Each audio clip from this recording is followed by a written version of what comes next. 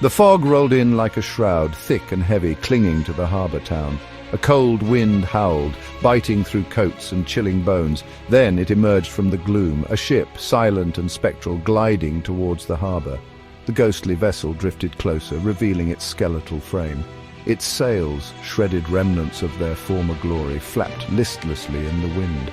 The ship's name, barely visible beneath a crust of ice and salt, sent chills through anyone who could read it. The Arctic Rose.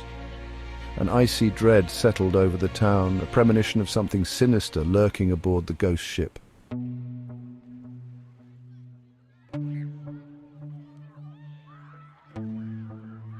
The harbour master, a burly man with a salt and pepper beard, was the first to board the vessel.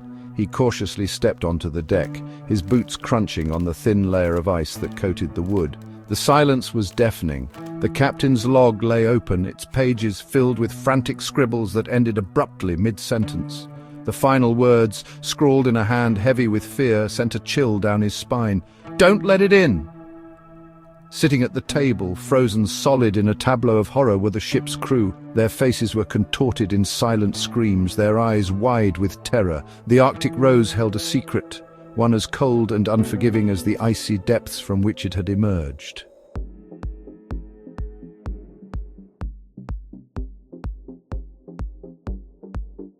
News of the frozen crew spread through the town like wildfire. Whispers of curses and sea monsters filled the taverns. The message in the captain's log, "Don't let it in," became a chilling refrain. What had the captain witnessed? What had he tried to keep out? The mystery of the Arctic Rose deepened, its icy grip tightening around the town. The frozen crew, their silent screams echoing through the decades, served as a chilling reminder of the power of the unknown.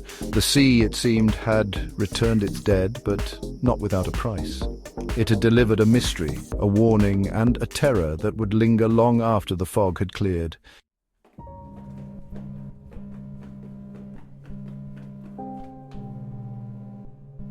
The harbour master, his heart pounding, slowly descended the stairs into the ship's bowels. The air grew colder, thick with the stench of salt and decay. He reached the crew's quarters, the door frozen shut. With a grunt, he forced it open. 6 bunks lined the room, each occupied by a member of the Arctic Rose's crew, frozen in time. One man, a burly fellow with a wild beard, was caught mid-song, his mouth open in a silent scream. The harbour master's gaze fell upon the ship's doctor, hunched over a table, quill pen frozen in his hand. A logbook open before him. His last entry, barely legible beneath a thin layer of ice, mirrored the captain's final plea. "It's here. God help us, don't let it in."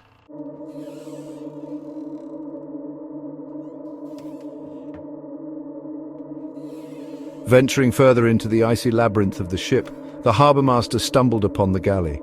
Here, amidst the frozen remnants of a meal half prepared, the ship's cook lay sprawled on the floor, a meat cleaver clutched in his hand.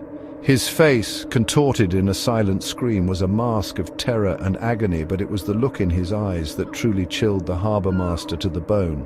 They bulged, wide with a primal fear, staring not at the cramped galley, but at something beyond the realm of the living. Etched onto the cook's face beneath the terror was a flicker of something else. Awe. Wonder. It was as if the cook had glimpsed something so incredible, so terrifying that it had shattered his mind before claiming his life.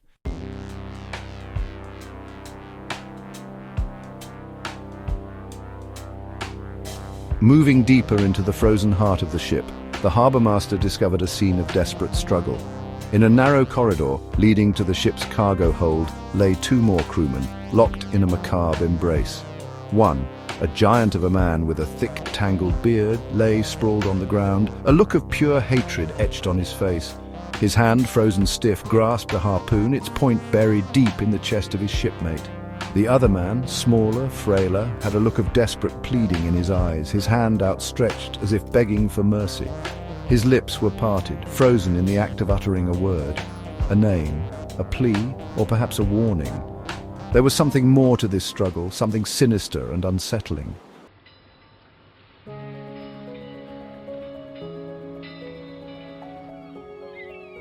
The air grew colder, biting at the harbour master's exposed skin as he finally reached the cargo hold. The heavy wooden door creaked open, revealing a cavernous space, dimly lit by a single frosted lantern. The air was thick with a strange, almost sweet metallic scent, and the silence was broken only by the drip, drip, drip of melting ice, and then he heard it. A faint whisper carried on the icy breath of the ship. A voice, thin and reedy, seemed to emanate from the very walls of the ship itself. The whispers grew louder, more insistent, swirling around him like the icy wind that howled through the rigging. And somewhere within those whispers he could have sworn he heard it again. "Don't let it in."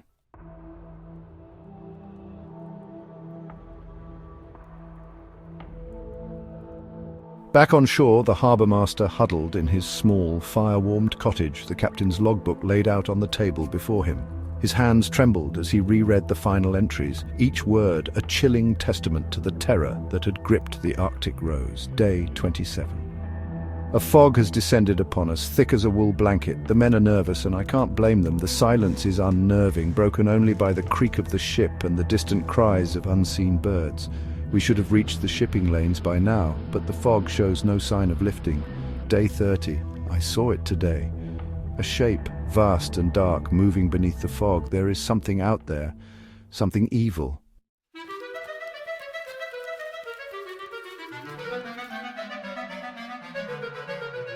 The harbour-master pushed the logbook away, his mind reeling. The captain's words echoed the chilling tales of other ghost ships. Vessels found adrift, their crews vanished without a trace. He thought of the Mary Celeste, discovered in 1872, sailing erratically in the Atlantic Ocean. Her cargo untouched, her lifeboat gone, but her crew vanished, leaving behind only the faintest whisper of a mystery. He remembered the stories his grandfather, a grizzled old sailor, used to tell. Tales of phantom ships sailing the seas under the command of dead men. The Arctic Rose was not alone in its fate. Don't let it in. The words echoed in the harbour-master's mind, a chilling testament to the unseen forces that lurked beneath the waves.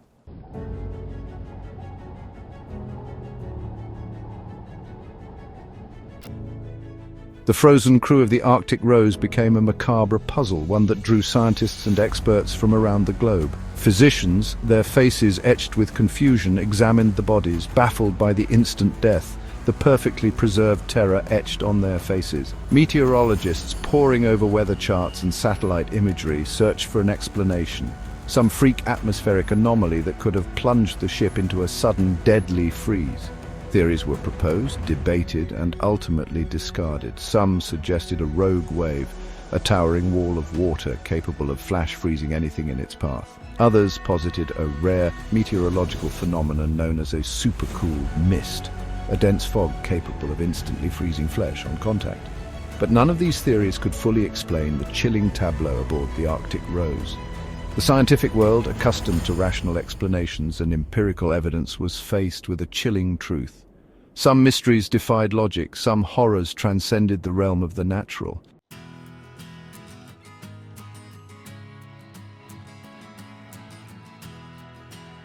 The vastness of the ocean, its depths concealing secrets as old as time itself, held a chilling allure.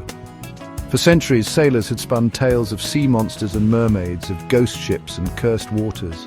The Arctic Rose, with its frozen crew and its cryptic warning, seemed to confirm these ancient fears, reminding humanity that there were forces at play in the world beyond our understanding. What had Captain Thorne seen in the fog? What had he tried to keep out? The sea, it seemed, guarded its secrets closely, whispering them only in the creak of rigging and the mournful cries of gulls. The Arctic Rose remained docked at the harbour, a chilling reminder of the mysteries that lurked beneath the waves. But for those who listened closely, who heeded the captain's final plea, the Arctic Rose offered more than just a glimpse into the afterlife. It offered a warning. Don't let it in.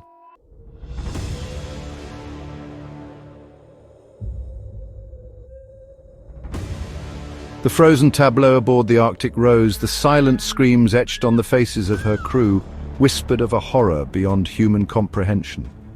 It was a horror that echoed through centuries of maritime lore, finding its most chilling embodiment in the legend of the Flying Dutchman. A phantom ship doomed to sail the seas for eternity, her captain forever cursed for his defiance of the gods. Sailors spoke of her in hushed tones, their faces pale with fear. To see her ghostly sails on the horizon was to stare death itself in the face. The Arctic Rose, though frozen in time, seemed to embody a similar curse, a similar transgression against the natural order.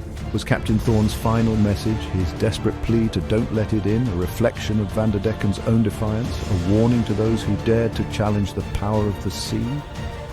The sea, like a jealous lover, demanded respect, and those who dared to pry into its mysteries often paid a terrible price.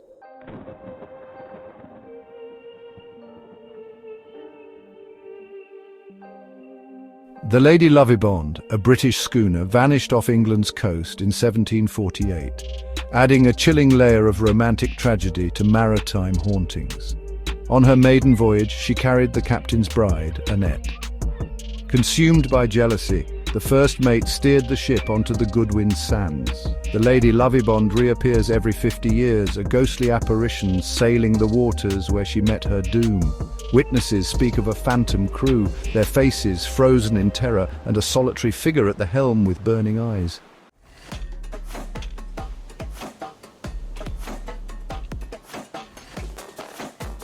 Unlike the legends of phantom ships doomed to sail the seas for eternity, the Baychimo, a steel-hulled cargo steamer, was trapped in Arctic ice in 1931. Abandoned by her crew, she drifted aimlessly for decades. Sightings of her ghostly silhouette fueled maritime legends. The Baychimo remains a chilling reminder of nature's raw power.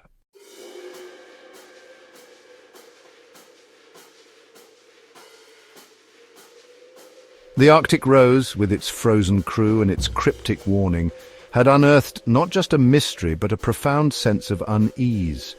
It was as if the ship, in its icy silence, was whispering a truth that humanity had long forgotten, a truth buried beneath layers of civilization and reason. The sea, for all its beauty and bounty, held a darkness within its depths. It was a realm of ancient forces, of creatures beyond human comprehension, of secrets best left undisturbed. The frozen crew of the Arctic Rose, their faces locked in silent screams, stood as a chilling testament to this truth. What had Captain Thorne seen in the fog? What had he tried to keep out? The logbook offered hints, tantalizing glimpses into the terror that had gripped the crew, but no concrete answers. Perhaps some questions were not meant to be answered. Perhaps some doors were best left unopened. But the whispers from the deep, carried on the icy breath of the Arctic Rose, would not be silenced. They lingered in the air, a chilling reminder that the sea, like a jealous lover, demanded respect, and those who dared to pry into its mysteries often paid a terrible price.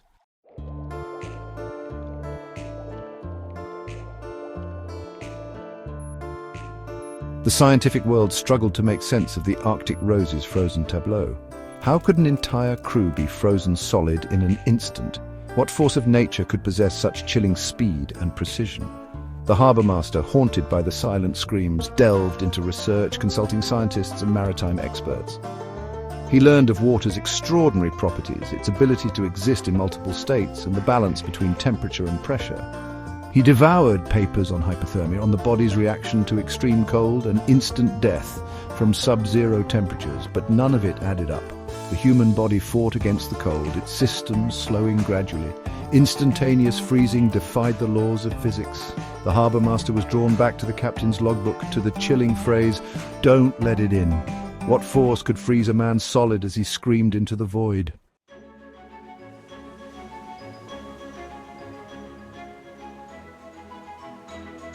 Section 2, Nature's Arsenal, Exploring Possibilities. The experts explored every conceivable natural phenomenon. Could a rogue wave flash freeze a ship and its crew? The volume of water required seemed impossible. What about a sudden localized drop in temperature?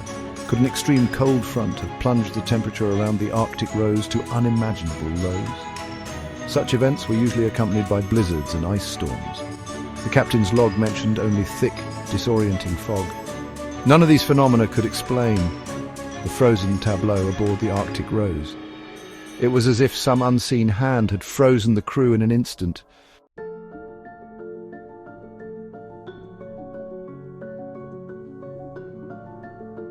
Section 3, the methane cloud hypothesis. One theory proposed by a young oceanographer sent chills down the harbour master's spine. What if, she suggested, the Arctic Rose had stumbled into a massive release of methane gas? Methane, a potent greenhouse gas, was known to exist in vast quantities beneath the ocean floor, trapped in icy cages known as methane hydrates. Under certain conditions, these hydrates could destabilize, releasing massive plumes of methane gas into the water column. These plumes, she explained, could rise to the surface, creating areas of highly concentrated gas. Methane, when released suddenly in such quantities, could displace oxygen, creating pockets of unbreathable air. But what about the freezing? Here, the young oceanographer's theory took a chilling turn. Methane, when released from the ocean floor, carried with it the intense cold of the deep. This cold, combined with the rapid expansion of the gas as it rose to the surface, could create a sudden, localized drop in temperature, a flash freeze powerful enough to encase a ship and its crew in ice in a matter of seconds. The harbour master, his imagination ignited by the chilling possibilities, envisioned the Arctic Rose, enveloped in a ghostly green fog of methane, the temperature plummeting, the crew's breath condensing in the air, their movements slowing, their faces contorting in terror as the icy grip of the deep claimed them.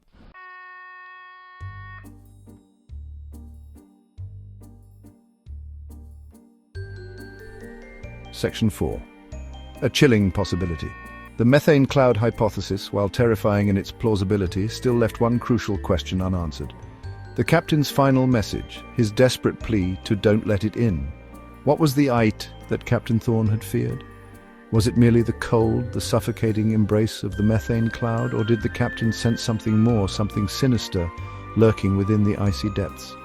The harbour master, haunted by the crew's silent screams and the chilling possibilities of the deep, couldn't shake the feeling that there was more to the story, a layer of the mystery that defied scientific explanation. What if, he wondered, the methane release, the sudden freeze, was not a natural phenomenon but a symptom of something else, something ancient and malevolent stirring beneath the waves? The ocean, vast and unexplored, held secrets beyond human comprehension. What if, in our relentless pursuit of knowledge, in our insatiable hunger for resources, we had awakened something best left undisturbed? The frozen crew of the Arctic Rose, their faces locked in silent screams, seemed to whisper a warning, a chilling reminder that some doors are best left unopened, some depths best left unplumbed.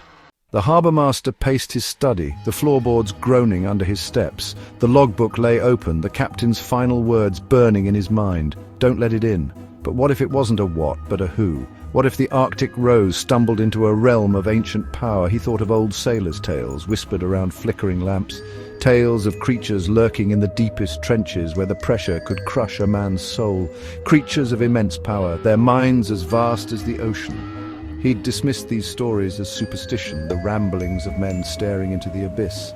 But the Arctic Rose, her crew frozen in terror, whispered of a darkness beyond reason, a horror defying scientific explanation. Could there be truth in the old legends, a hint of something ancient and malevolent beneath the waves? The harbour master shivered, a primal fear gripping his heart. What if the methane release wasn't natural but deliberate, a siren song luring the Arctic Rose to her doom, a sacrifice to appease some ancient, hungry god of the deep?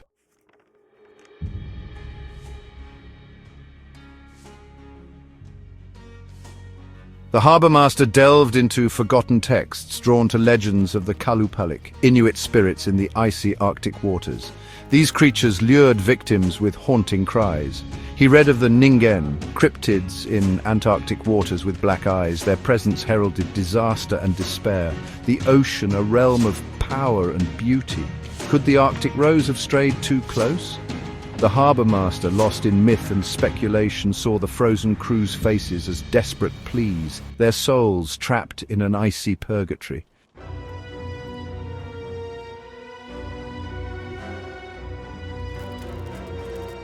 A chilling thought took root in the harbour master's mind. What if the Arctic Rose, in its silent, frozen state, wasn't just a victim but a messenger?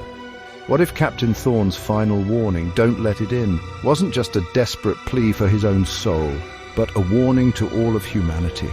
The relentless march of progress had pushed further into the last wild frontiers. We drilled deeper into the earth, plumbed the depths of the oceans, and perhaps disturbed something ancient and powerful. The Arctic Rose was a chilling symbol of this hubris. A reminder that for all our advancements, we were still at the mercy of forces beyond our control. Forces that lurked in the shadows, waiting to remind us of our place. The harbourmaster knew the mystery of the Arctic rose might never be solved, but the ship's silent warning, carried on the icy breath of the Arctic wind, could not be ignored. The ocean held secrets best left buried in its depths. Sometimes the bravest act was not to seek answers, but to heed the warnings whispered on the wind and to respect the boundaries of a world we could never fully comprehend.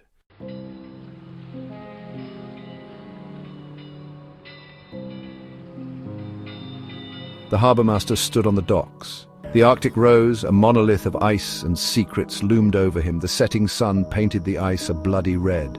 Seagulls circled overhead, their cries echoing his own unease.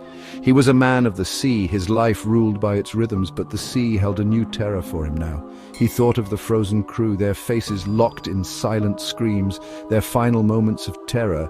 He thought of the captain's warning. "Don't let it in!" A chill ran down his spine. What had they encountered in those icy depths? What dark entity had claimed them? He thought of the scientists, their theories, their explanations. But logic couldn't explain the look in the cook's eyes. Science couldn't account for the whispers in the ice. Some things, he realized, were beyond human understanding.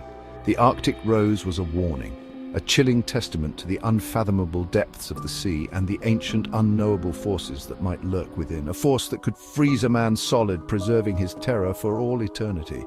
The harbourmaster knew the world saw a mystery, a puzzle to be solved, but he saw the truth, a truth too terrifying to speak aloud.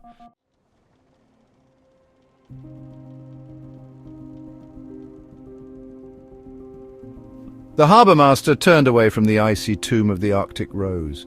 He walked towards the town, its lights twinkling like fireflies in the gathering darkness. The world moved on, oblivious to the chilling truth that lay anchored in their harbour. He thought of the future, of the endless human hunger for knowledge, for conquest. Would we ever learn, or would our arrogance lead us to pry open the doors best left shut? To awaken something best left undisturbed in the icy depths? The harbourmaster looked back. The Arctic rose stood against the night sky, a chilling monument to the unknown. The wind seemed to whisper, carrying a message from the frozen lips of the dead. The harbourmaster shuddered. He knew the answer. He'd seen it in the eyes of the frozen crew. He'd heard it in the whispers of the ice. He'd felt it in the cold, dead heart of the Arctic rose. The question wasn't if it would happen again. The question was, when?